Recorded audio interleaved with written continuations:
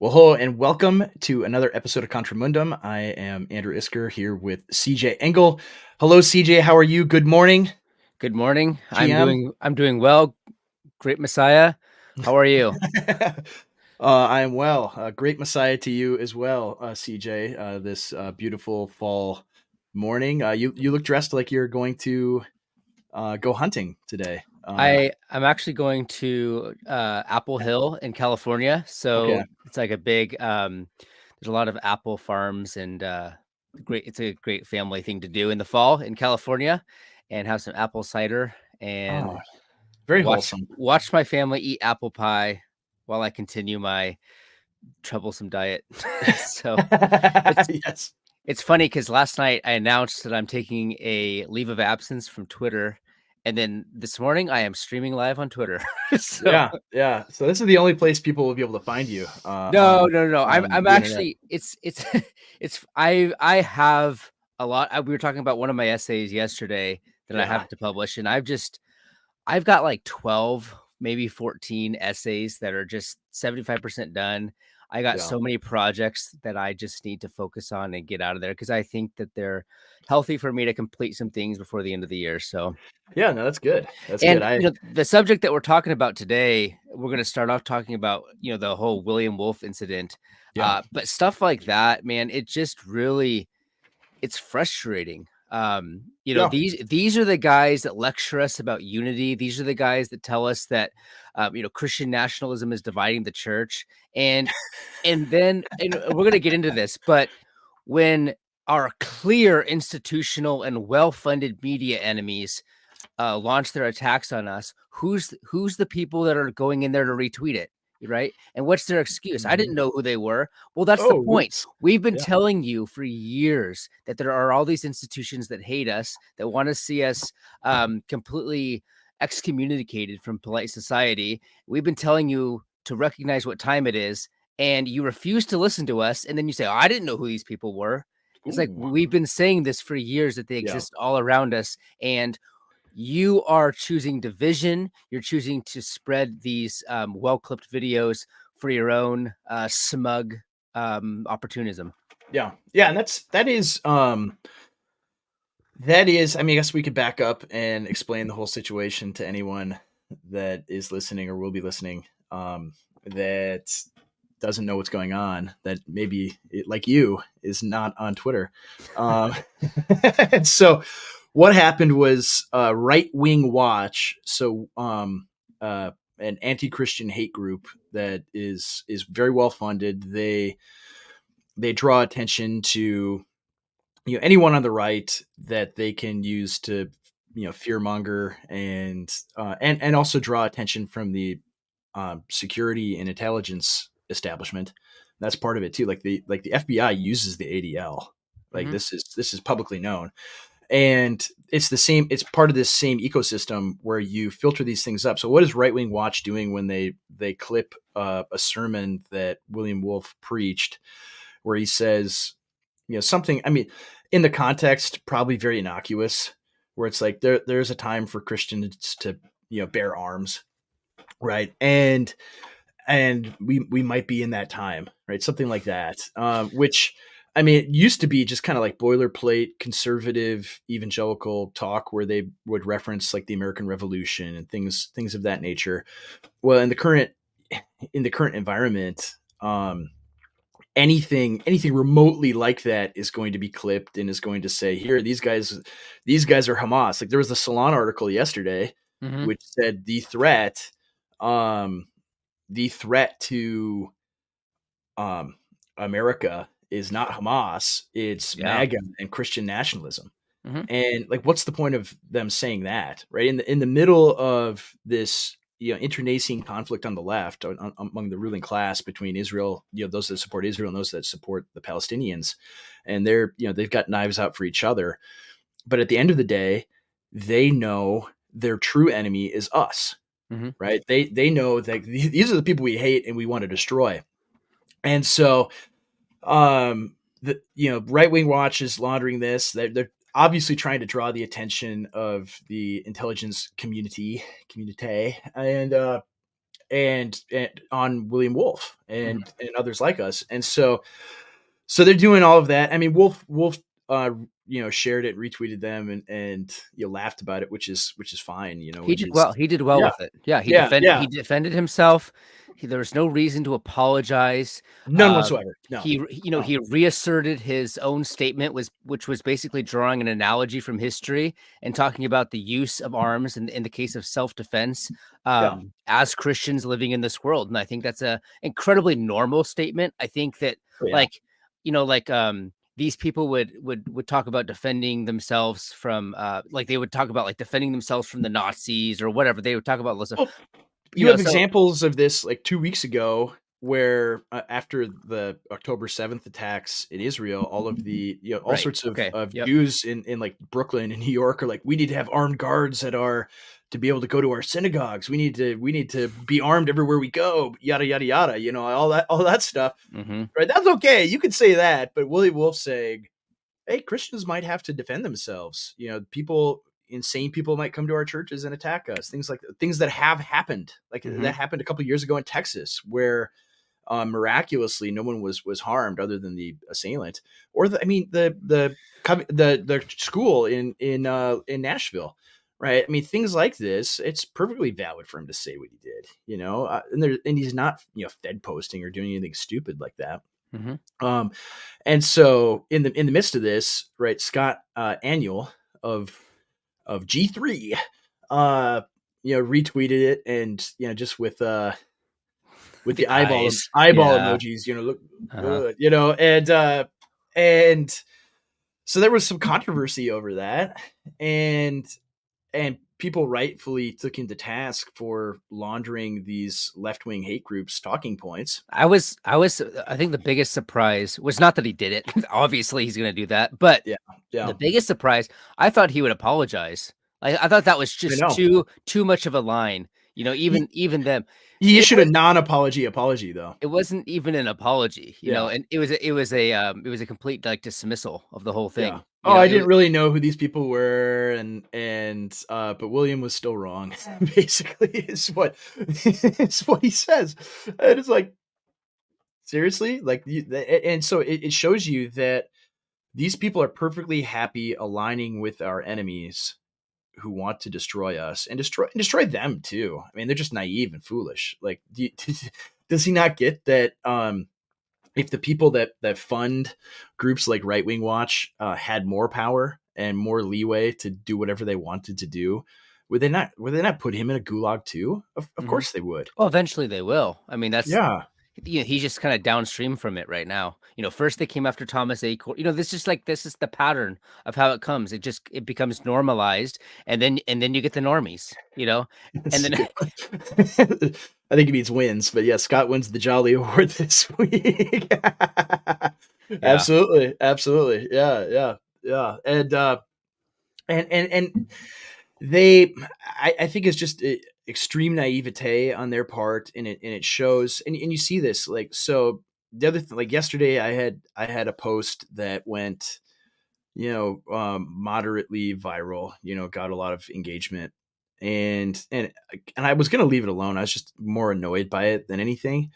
But I'm like, I gotta say something. And it was the picture of Josh Josh Boyce, Beef. and Yeah. am I pronouncing his name right? I don't even know how to, like, that's the thing. Like, all of these guys, I didn't, know about them or really care all that much about that. Like, I'm not a Baptist or Reformed Baptist, and so I'm not really in that world and Mhm. know who these guys are. And I mean, I was vaguely familiar with them like a year ago, Mhm. and just thought, well, they're just an organization that does, Reformed Baptist stuff, right? And that's not my thing, but Hey, maybe they're more still power doing. to them. Maybe they're still doing Reformed Baptist stuff. Maybe Yeah.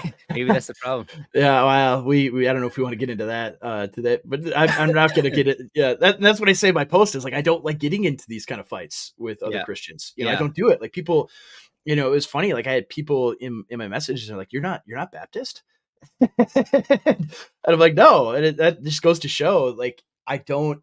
I don't get in fights Yeah, we're not the about these ones things. we're not the ones picking fights. I mean, we're Yeah, the ones we're the ones that are trying to find some sort of consensus, yeah, via which we can oppose those that actually do want us dead. That's yeah, we're yes, the ones talking about that. Then they're the ones that are retweeting the content of our enemies. But no, your yeah. post was fantastic. I think that point is excellent. And if people haven't seen it, I'll just explain it briefly.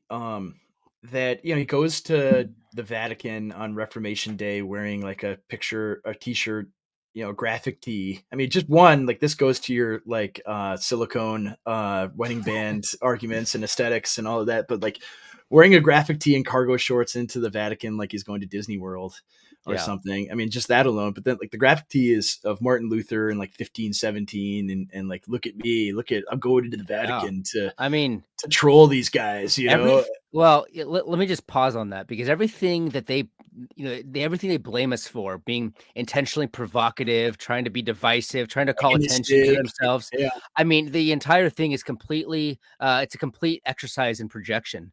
And you Yeah. just see this, and I don't want to get bogged down in the stupid, petty, details like that. So, anyways, Yeah. back to your Yeah. point. Yeah. Yeah. So like it is. So they go there, and he goes there, and he posts this picture, and it starts like there was a ton of pushback on it online, like big accounts like Jep Posobiec it starts attacking, and many people. And the thing is, like I'm trying to represent Protestants as best I can, and just to say within the frame of this conflict that we're all in, and just saying like this is. And again, these guys like repeatedly say, "Oh, all you guys and your memes, you're so immature, and you're so Exactly. Yeah. constantly saying how immature we are." And like this is actual immaturity, and not immaturity because they're being silly in the Vatican or something. I mean, there is that, but immaturity in the sense that we are in a conflict that is every bit as serious and life and death as anything in the Reformation, Hmm. right? I mean, yeah, we're not being burned at the stake yet, but it's approaching that, right? It's approaching the point where there will be actual bloodshed and martyrdom by Christians, right? We've talked about that several times, and we're in the middle of this conflict, and you're going to go to the Vatican and troll people and engage in these battles that were 500 years ago that have all essentially been resolved. Like they're settled. I mean, that's the thing. Like all their stuff about religious liberty and pluralism and all of that. That's the resolution of the conflicts of the Reformation. I mean, it's not a perfect one. It's not. It's not. It's not like we eradicated the Catholic Church and everything's Protestant now. But there's a settlement to the conflict, right? And so going and fighting these pretend and just pretend fighting, like there's no like the Swiss guards at the Vatican are not going to point their lances, their pikes in your face because you're wearing a Martin Luther shirt. Like there's Right. Yeah. zero danger of doing that. It takes no courage or bravery It's whatsoever to do any of that, but Yeah, it's like the remember, I larp, mean, right? exactly. It's the "Here I Stand" LARP. Yeah, exactly. Here it is, right here, larp. Yep. That's what it is. Like The they same thing that Owen did. Remember we talked yeah, about that with that exact phrase. It's the "Here I yeah, Stand" LARP. They live yeah, 300 years ago because they operate with 300. They 500 years ago because they yeah. operate within the ivory tower, all the protections. That one of the reasons they love liberal democracy so much is because it affords them a safe spot, Yeah, safe space, for them to LARP. yeah, they're safe and can fight these little battles as though they're relevant to anyone living today. And then I got hundreds of replies on it, and many of them from like G3 supporter type people where it's like, no, the gospel is so much more important. I mean, the same pietistic kind of stuff. The gospel is so much more important than politics and fighting tyrants and things like that. And it's like it's like, where do I begin with people about that? Where it's like, yeah, I'm not going to argue, and say that there are no problems with Roman Catholic theology, their soteriology, the whole gamut, all the things that Protestants differ with the Catholic Church. I'm not gonna say those things are unimportant. They are Mhm. important, But we're living in a moment where the life and death battles that we are facing are not over the doctrine of justification, right? No one is going to be burned at the stake. Um, you're right. Yeah. Pope Francis unveiled a statue of Martin Luther. Yeah, that's exactly right. Like Pope Francis is is cool with the Lutherans, and so like you're not. It's not edgy. Like they already have a picture of Martin Luther there. Yeah. Yeah, Yeah, you exactly. should. Yeah, I mean, exactly. Yep. Yeah, and so and it's like, man, and it's like trying to be edgy and cool, and it's so pathetic. And so all of it, like you have these people that then they could say no, like people are going to hell because of Roman Catholic theology and so on and so forth. And I'm like, the errors, I mean, one on one hand, like do you think like the big box megachurch evangelical churches don't have obviously not the identical issues as Roman Catholicism, but just as much error that is soul endangering today? I mean, you Mhm. have tons of mainstream evangelical churches that are like, yeah, homosexuality is fine, it's no big deal, we want to be affirming. And it's like, um I don't- this is a good comment. I have to. That's right. Pope Francis did that. So anyway, the issues are endemic throughout all of Christendom, and so much of it is you have regimist Roman Catholicism, which is certainly at the very top of their hierarchy. From the Pope on down, are totally aligned with the globalist project, and it's the same is true within evangelicalism, right? All the leading figures that we would see, the ones that go on TV and things like that, they're all totally aligned. They're just like Francis in a very same way, and all the way down the list of the various groups within Christendom. Um, and so the conflict is between them and like the remnant in each of their respective traditions that is opposed to the regime, opposed to a regime that is committed to destroying the Christian heritage of the West. Right, Mhm. that's a major priority of the regime. Right, everything is devoted. I mean, you look at like the Ukraine war. What's the point of the Ukraine war? All right, big point of it is so that you can have gay pride parades in Kiev, this very traditionalist Eastern Orthodox country. Right, they want to push that. They want that in Russia too, and so right, that's where the conflict is. It's not between Roman Catholics and Protestants today. Maybe when Christendom reemerges, right, in 500 years, we can start burning each other at the stake again. But that's not. I'm joking. I don't want that. But you know what I mean. Like it is. The conflict is not an internecine struggle within Christendom anymore, Mhm. right? But they want to pretend that it is because pluralism allows them to play act and shadow box these fights, and none of these men have any of the spirit of the reformers whatsoever, Mhm. right? Not one of them, because if they were doing that, they would be the kind of people who would be getting themselves in trouble Mhm. for opposing Well, tremendous evils. they also spend a lot of time counter signaling us for calling for Christians to be stronger men. That's another aspect of them too, is they don't want people that are similar to the reformers that could stand up to actual enemies. They want people that can stand up to fake LARP enemies. Yeah, this is good. This is a good one. I've got Catholics that come on my show because they're willing to talk solutions for Trash World with me. Dwarves and elves have a history of tension, but orcs are at the gate. Let's deal with that. Yeah, we approve of Tolkien analogies majorly here, and that's kind of what it is. It's like, yeah, the beef between the dwarves and the elves is there, but you could set that aside in the moment. And so anyway, that is ultimately the point. Like they will join our enemies to fight us. I mean, that's Mhm. that's where we're at today, and that's what you see Let with the annual Yeah. stuff. Let me just give you a political rule. So those who deny the friend enemy distinction will always line up on the side of the enemy. Yeah, that is the Engel rule. Yeah. Engel's law. But, Yeah, and that's kind of the function that liberalism has played, is it's veiled us from the reality of the friend enemy distinction, and once you don't see that anymore, you basically march to the tune of the zeitgeist, and you yeah, become part of the enemy marching class. I mean, that's what yeah. happens to you, and that's exactly what happened in this situation, so Well, and you see this also with within like the conservative Lutheran world, like with Ryan Turnipseed Mhm. and others that are kind of right wing dissidents in Lutheran world, where you have like Lutheran pastors and leaders that lined up with Antifa literally to dox their Mhm. opponents, and I mean the same thing with like turnip seed. You have these people going to war against like a 22-year-old college kid because he criticized their catechism. Yeah. Like what on earth? Like why would you do that? Mhm.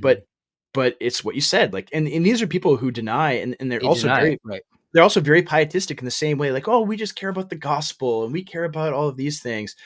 And we don't care about worldly things, but then when your alignment with the enemy on worldly things gets criticized, right? You now all of a sudden you do care about them, and Mhm. you care about them and attack the people that are opposing them. Like that's what happens, right? In every single one of these contexts, right? That's what they do. I mean, you see this with like Thomas Acord, right? All of the people that were involved in doxing him beforehand and after them, after that decry, oh, the friend enemy distinction, that's like Nazi talk. That's Carl Schmitt was a member of the Nazi party. That's what Nazis believe, and we don't hold to those things. We hold to higher, more spiritual things that are so godly and good.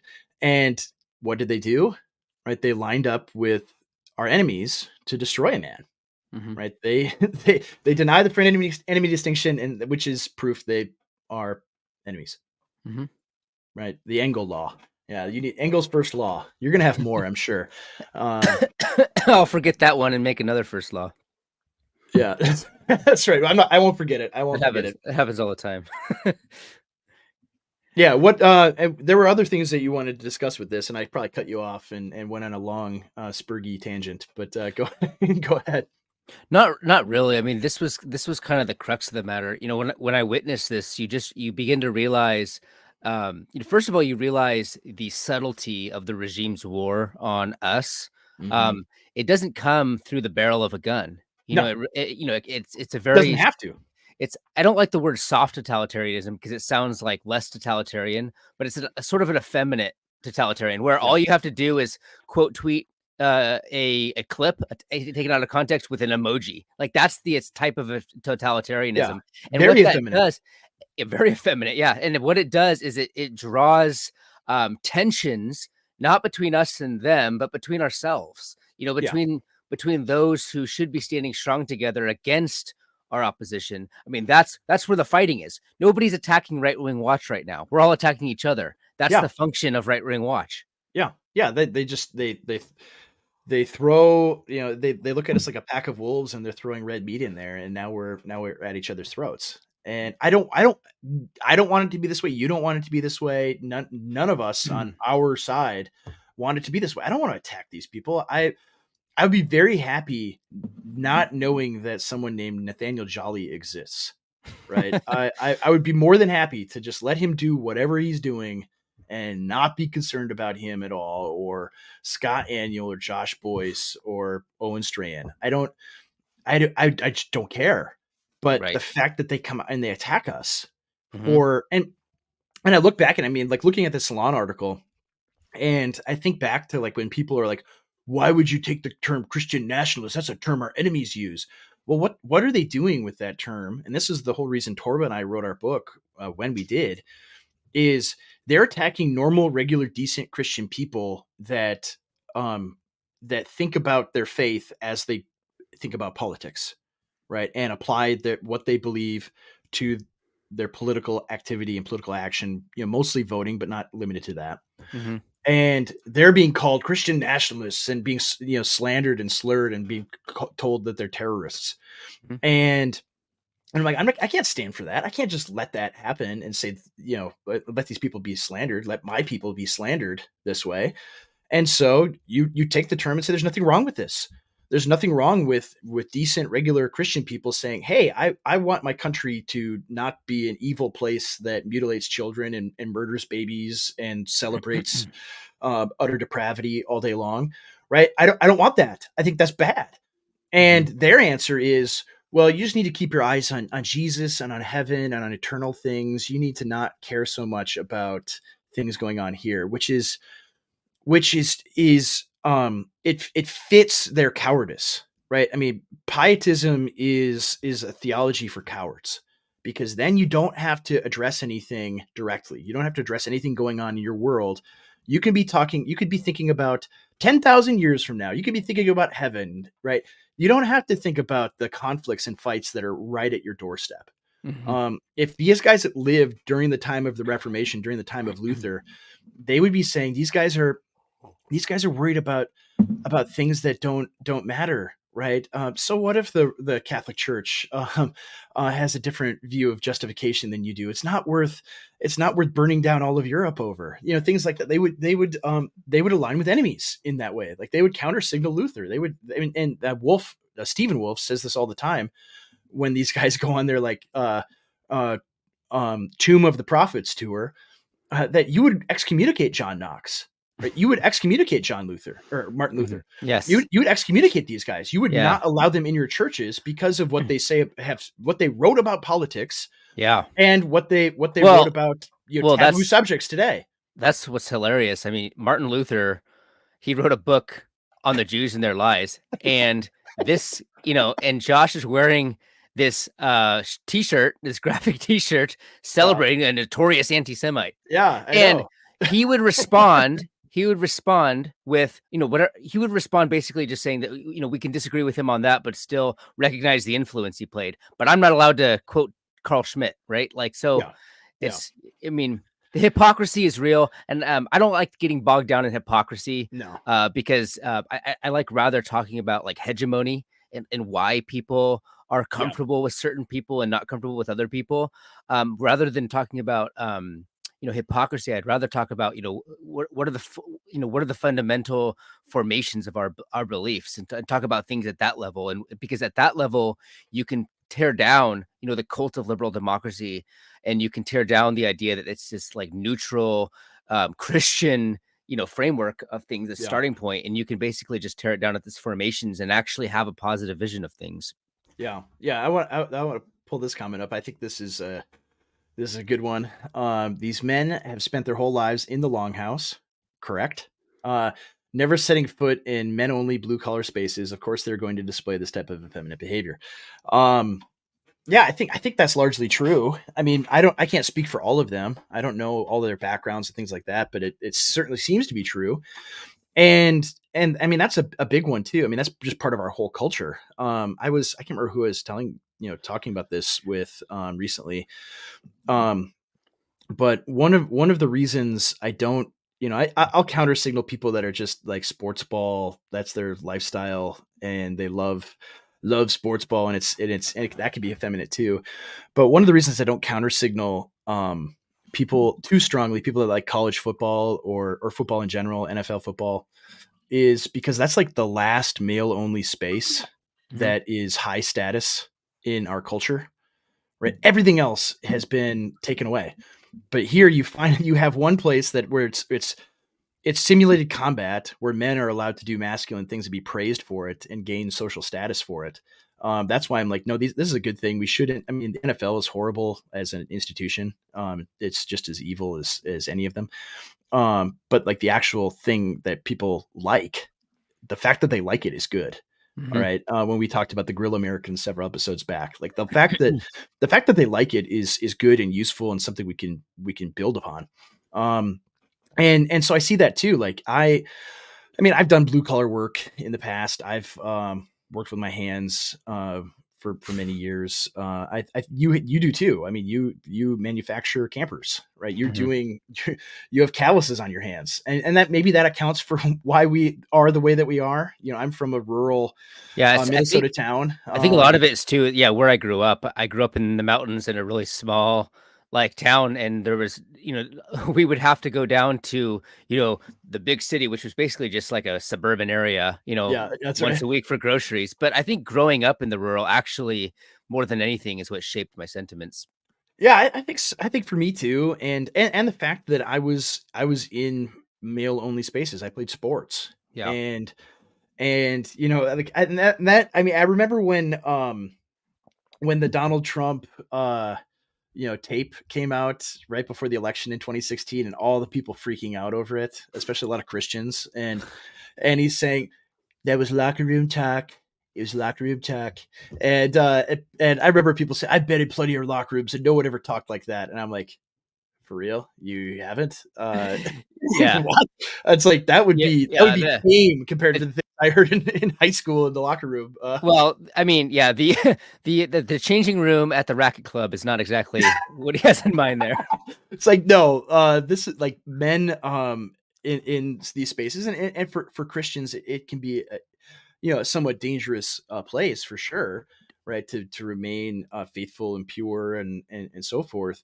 But this is how men are. Like, I mean, you could talk to guys that were in the military, at least in the former military that used to exist, where it was a male only space, Where it was and the military. Yeah. when it wasn't, and they'll say the same thing. This is how guys are, and you roughhouse, you make fun of each other crudely, like this is what men do.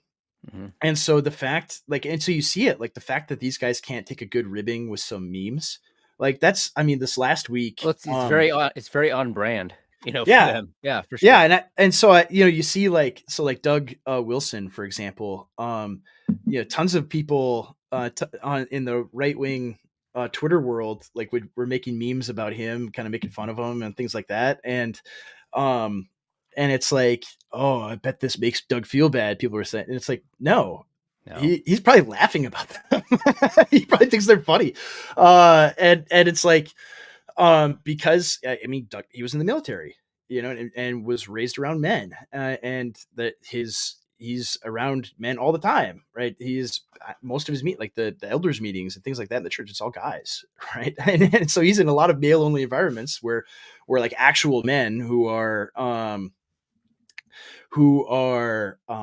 little bit rougher around the edges, like he's around people like this, right? Yeah. And so yeah, somebody is notoriously timid. Yeah, I don't know if I agree with that, but I think that was sarcastic. I think so. Yeah, yeah, yeah. Yeah. I hope so. And so anyway, it is. I mean, I think it's part of that is that our culture is very feminized, and the church especially is, and Mhm. so the men that I mean, one, it's a filter that attracts that type of personality type, where men who are very good at being longhoused and operating within the longhouse, right? Those are the ones that rise to the top, right? Not the men that say what they think, who can be direct and aggressive, right? Those are not the ones that rise to the top in our current church environment, right? Mhm. That's you want to know why are the pastors the way that they are. It's because you have to be that in order to have a ministry at a church and draw a paycheck. And so some of it is like, I'm bivocational. I don't have a very large church. And I'm not going to try to, play this game to get a large church, right? I'm not going to do that. I'm going to say what I think always. And I don't care. I don't care. I don't care if 10 people agree with me or 10,000. Mhm. I'm going to say what I think. And that type of world, that type of man is very rare in the church today. Oh yeah, Hey, you answer should. this. Answer this, Andrew. Yeah, so the longhouse, I mean, this is a Twitter term. You can there's actually like Lomez on Twitter. He wrote an article for First Things describing the concept of the longhouse, but it goes back Didn't to like Real quick, Paleolithic. Yeah. I think didn't Patrick Deneen freak out Was Oh it yeah, Patrick Deneen? Okay, yeah, yeah, oh yeah, yeah. yeah. I mean, that's He's that's like the the thing. Catholic version of the G3 people. G3, yeah, Yeah. exactly, and like Deneen and Vermeulen, those are like the Catholic, Roger. Yeah. the integral. Well, he's Orthodox now, Right. Right. Right. yeah. But similarly, you're right. These are those guys who are like in the conservative world and are supposed to be the super based Roman Catholics, but like they're not really, and they counter signal anyone to the to their right Mm-hmm. constantly, and so they don't get NEOTR, right? They don't get no enemies on the right, and that's that's a huge problem. Yeah, I think it came from BAP. He's the original. Oh, I give myself a thumbs up. And so it came from him, and it refers to like Paleolithic Europe, where there were these communal longhouses that may or I mean it's kind of mythological. I don't even know if it's actually real, but you have Doesn't matter. the the big fat matriarch that runs the longhouse, and all the young men are under her thumb, Mm-hmm. right, and subservient to what they want, and so it's kind of a shorthand for the HR kind of environment, the female centric environment, like the gynocracy, to use like Stephen Wolfe's terminology, that you have to operate in a feminine framed world in order to do anything, right? I also, That's yeah, I what should it is. add too. Um, it's also like holistically and passionately anti-heroism. So Yes. it doesn't allow anybody to rise above the occasion and fight for what he believes in. Yeah, and you see this in like popular culture, and I Mm-hmm. hate to, everyone please forgive me, but I have to make, I mean, I'm referring to it to criticize it, so hopefully everyone can forgive me, but like you see the abysmal Disney Star Wars movies, right? And so you have and they're like they're longhouse, like if you think about those movies, they're like the longhouse of longhouse movies, right? So you have this Mary Jane super heroine and so many of them they're written by women, and it's like they write themselves into the story, so they all want to be, no, really, this is what No, happened, no, like no, no. I know. I agree. I yeah. agree. Yeah. And so like, oh, I'm Rey and I'm this super Jedi that doesn't have any training and just is good at everything, and it's so Uh-huh. terrible. But like the one scene I think of is uh the black stormtrooper guy. I can't remember his name. It's not important. He's going to like attack the bad guys and like give his life to defend everybody or whatever. And the fat Asian girl like stops him Mm-hmm. and from doing this heroic kamikaze attack, and prevent, and like and he's gonna like go out in a blaze of glory, and she stops him. All right, Yeah. no, we don't, you don't do this by fighting the things you hate, you stand for what you love, some stupid line or Yeah. whatever. Like, And it's like specifically anti-heroic, right? I mean, yeah. by definition, right? Yeah. Men are not allowed to be heroes. Like in the movie, there's the one fighter pilot guy who's really good and blowing up all the bad guys and things like that, and he gets chewed out by the lady admiral for doing that. Yeah. Like, the whole thing, it's like it is an episode of longhouse culture, and that's the world that exists, that we live in. Like, I remember, I think I read about this in my book, being in Campus Crusade, and we had a fall retreat, Mm-hmm. and the big draw in the fall retreat for young guys, because we'd like invite them, like, hey, during this we have like a 3 hour tackle football game, you should come, and you could come play football with us, it'd be fun. And that, like, we got like dozens of guys to come just for that reason, Right. right? And my senior year, last year, we're there, like the stat, like all the girls and the staff are like, sorry, you can't, the field's reserved for ultimate frisbee or something, you can't, we want to do something co-ed because the girls feel like they're being left out. Yeah. Yeah. And Yeah. so I mean, we just started playing football, and they got out of the way. and and so anyway, it is it was really sad, really pathetic. And that was like my first, not my first exposure to the longest, because I grew up with going to public school, but it was very much like in your face, right? Men are not allowed to do mhm. men things. Yeah, youth group band, Yeah. dodgeball for the girls, It's the like same. constant. Yeah, Everything. I mean, yeah, you can see it at the macro level, right? Oh Wasn't yeah. the new U.S. Navy is a female, right? I just saw Yeah. that today. Was it Army or Army's Navy. are okay? Army's already Yeah. been female for decades now. Unfortunately. Yeah. Got him. Yeah. Oh, don't you say that. My family was all But army, man. But it's so that's true at the macro level, but you also see it at the micro level, and people don't even realize it. Just like Yeah. look at the changing culture of the way, like, he just mentioned youth groups, but you can look at sports Yeah. teams for kids. Yeah. You guys can make fun of me, but I grew up in California, so we play soccer in California. But Okay.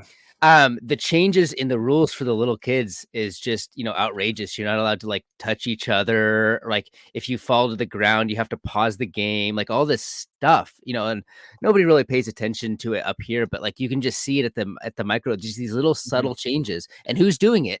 It's because all the boards of all these sport teams are all moms, Yeah. and Well, that's I what see that in like youth football and wrestling that my kids are in. There are girls in those sports. Like they're a lot of it. Some of it is not just the moms, but it's like dad never had a son. His wife would only let him have one kid, and so now he has to live vicariously through his daughter.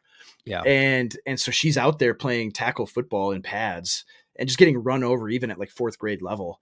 And it's like, what are you doing? Why are you Mhm. doing this to your kid? It's sick. Like I do stuff for varsity football too, and I see like there'll be like one girl in uniform on a team, and it's like and she's like 90 pounds and barely 5 feet tall. It's like what is she, the kicker? How far is she gonna kick it?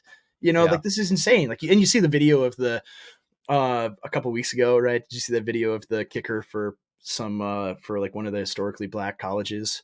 They had this girl kick and she kicked it like 15 yards. Like, Yeah. Yeah. I could kick that far with my left foot. Right. What do you think, Andrew, on this question? I've been in this situation. So You have, I know. Yeah, that's yeah, why. my 5-year-old son was in a wrestling tournament, and he got matched up with a girl, and I just went over to the judges table and said, we forfeit. Yeah. We forfeit. He's not wrestling a girl. And like all these people looked at me like, what? Why would you why would you do that? That doesn't make any sense. Huh? Huh? I mean, well, one, he wasn't very good anyway. But he's 5 years old. His first time wrestling. The first match, he got pinned in like 10 seconds. But Yeah. beside that, it isn't just to protect his pride or anything. It's that I'm not going to allow him to wrestle girls. Like if he wrestles in varsity and he Mhm. goes up against a girl, we're gonna forfeit. Right? Mhm. We're not doing that. I mean, it's our tiny little protest. But if I think back to like the movie Chariots of Fire. Mhm. If he wouldn't run on Sundays, right? My son's not going to wrestle a girl. Like Yeah. if like that's no. You need to draw lines, right? You can't do that. And if men would do that and said my son's not wrestling, like this would not happen, right? Yeah. If even a few, if I wasn't the only dad in, like, there were maybe 2,000 people at that tournament. Did anybody support that or at all? No. I mean, no one like criticized me or like yelled, attacked me or anything. But they were like befuddled. Like they just Really? had no idea. Yeah. Like it was like It's someone just from Mars had just landed in that gymnasium, and like, huh, what? you're like, "Why are you booing me? I'm right." Yeah, exactly, exactly. That's what it was like. And they'd never encountered anything like that. It's like, Yeah. well, and I watched because they're all in the same. There's like 8 kids in the same group wrestling, and I watched this little girl wrestle, and like the other kid's like pulling her hair and pushing her face into the mat and like just It's beating the tar out of unnatural. her. Yeah.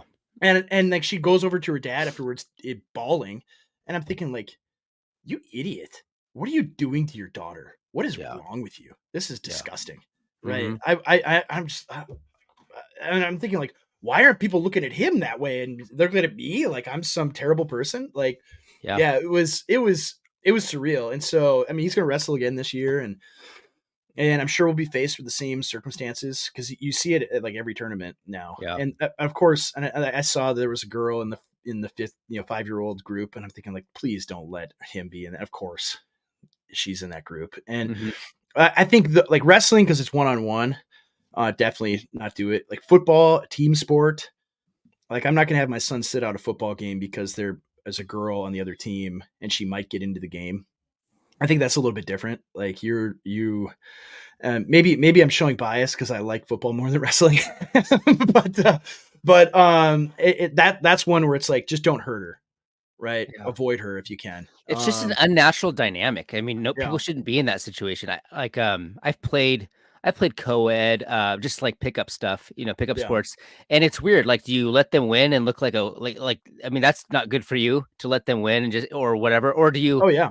go hard and push them over and exchange, sweat and physical. I mean, it's just like my wife's there. It's just weird. I don't want Yeah, to, yeah. I don't know. I mean, even in college, we would have like co-ed sports like softball and basketball and stuff, and I hated playing. Like I would get roped Yeah. into it Well, playing. softball's It's like, different somewhat because of the contact, but it's the same principle. I but agree with you, but well, the thing is, like I hated playing co-ed softball because like you would be playing with guys, and if a guy like made a bad error, yeah, you could, everyone yeah.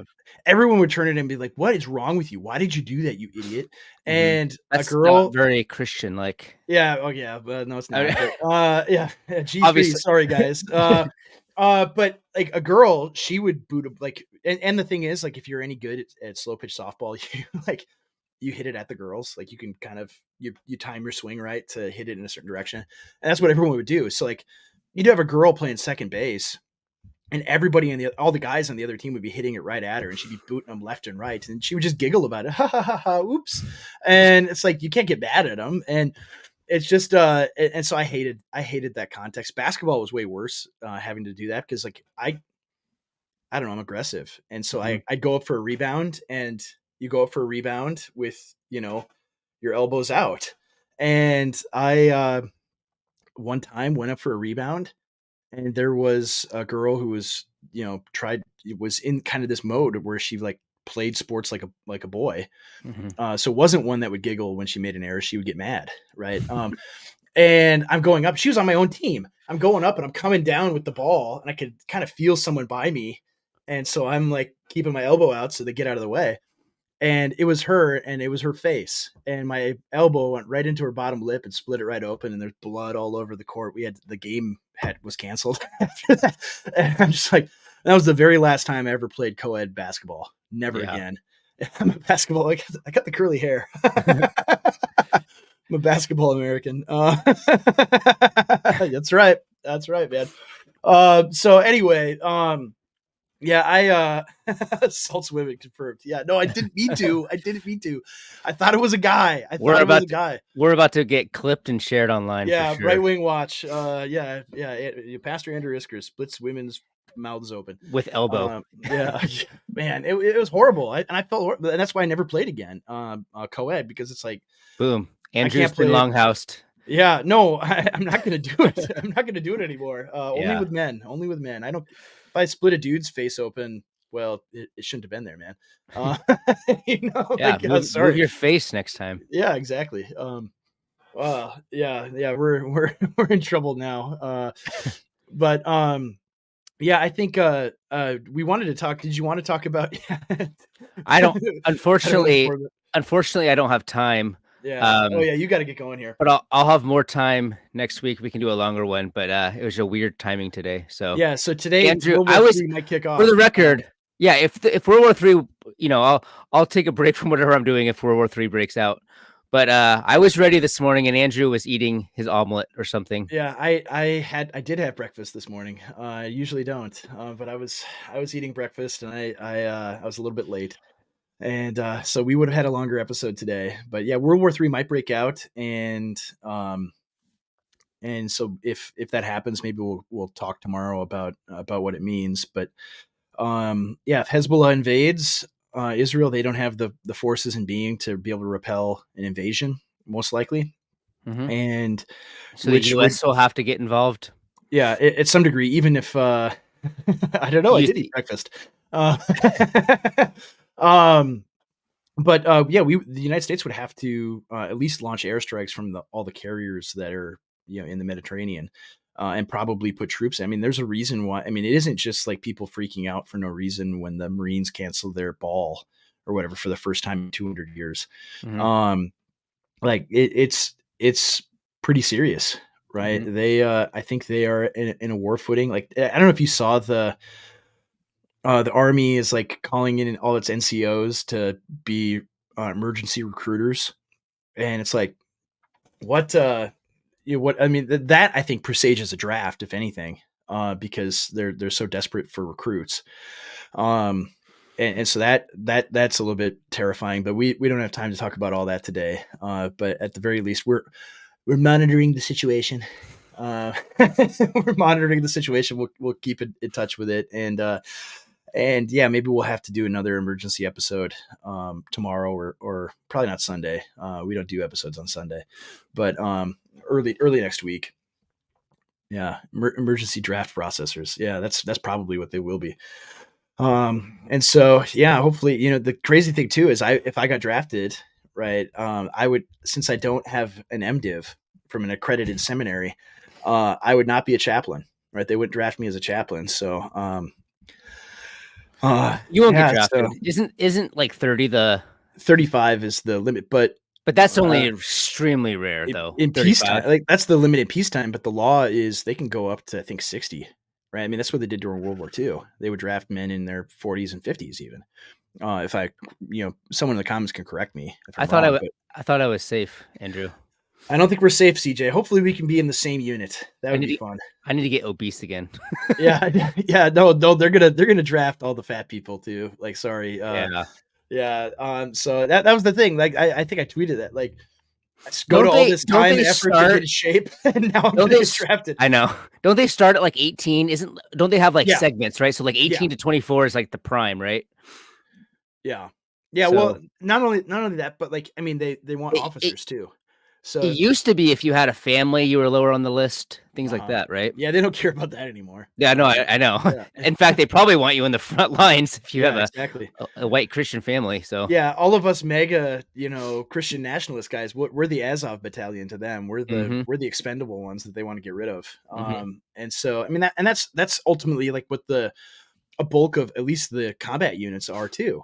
They are conservative, white Christian men largely, right? That make up the bulk of combat units. And so like they're very expendable to these people. They hate people from middle America, right? And so yeah, they'd be happy to get rid of us and have us catch some bullets in Lebanon. But it certainly seems like this is like the mirror image of the Ukraine situation in from a broad geopolitical perspective, where the United States is engaging in a proxy war against Russia, trying to bleed Russia and Ukraine. Well, they're going to do the very same thing in the Middle East, where the Russians aren't going to have troops other than maybe Wagner, group. And it's just going to be them funneling arms and supplies through Iran to Hezbollah. Right. And so, because they're never going to engage, or I shouldn't say never, but they're highly unlikely to ever engage each other directly, right? It's going to be through proxies. And so this is kind of their counter. I mean, if they go ahead and do it, this is the counter to Ukraine, where now Americans are going to have to bleed, right? But the whole dynamic, though, is crazy because, right, within America, within the ruling class of America, there's growing anti-Zionist sentiment. So how committed is America to defending Israel, right? Is the question. So we shall see. But yeah, that's all the time we have for today. And you need to plug your article. Is it out yet? No, that's why I left Twitter. I have. So yeah, you can find me at cjingle.substack.com. I'll probably put up a link tree because people like to message me and stuff. You can reach out to me, but yeah, just there for now. I'll put up a link tree later, but I'm not on Twitter until after Christmas. But if you need to, if you need to get a hold of me, you can always reach out to Andrew. Yeah, after Christmas on the 25th or all the 12 days of Christmas. I don't know. Maybe it'll be February. Okay. Who knows? All right. Well, yeah, if you want to reach CJ, you're going to have to leave a comment on the live streams that we're doing. Yeah, that's what you'll have to do. All right. Well, thank you all for listening. If you are not subscribed, you should be, because then you'll be alerted whenever we go live for an emergency podcast. But subscribe, like, share this if you like the conversation and discussion. And yeah, thank you all for commenting. It's way more fun now that we're doing live streams to see comments and see interaction, because before it's just we're leave me alone, CJ. Before we're just, we're just talking to ourselves and having a great time doing it, but you don't get any feedback until well after the fact. So it's fun to get feedback in real time and be able to, discuss with you guys too. So we'll keep doing this. This is a blast. So we'll hopefully see you sometime early next week. But until then, stay dangerous, and we will see you next time.